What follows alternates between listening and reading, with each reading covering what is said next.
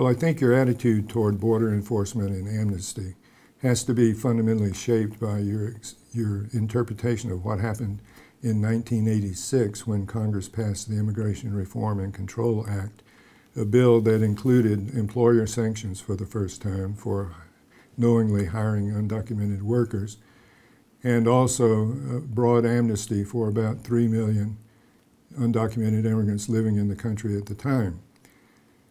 That was a deal between the pro-enforcement and the pro-immigration forces that was supposed to provide payoffs for both sides. As it turned out, employer sanctions were a huge failure, both because they were never fully enforced by the government and because there was no national ID card that could give a clear indication to an employer that a person was or was not authorized for work.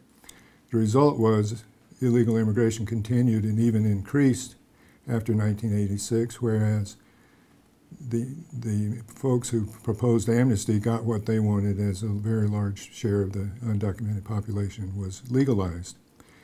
25 years down the road, we see where instead of having 3 or 4 million undocumented, we now have close to 12 million.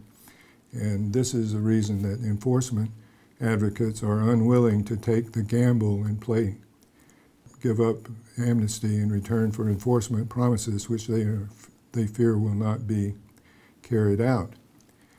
So my approach to this would be that enforcement first is not a bad idea, but it ought to be followed by steps for legalization for particular groups in the population, the undocumented population.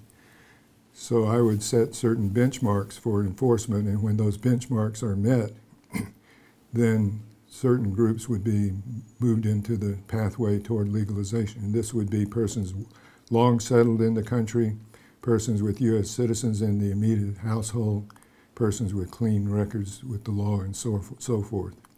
And if you had that kind of confidence-building measure between the enforcement advocates and the amnesty advocates, you might make progress in both respects.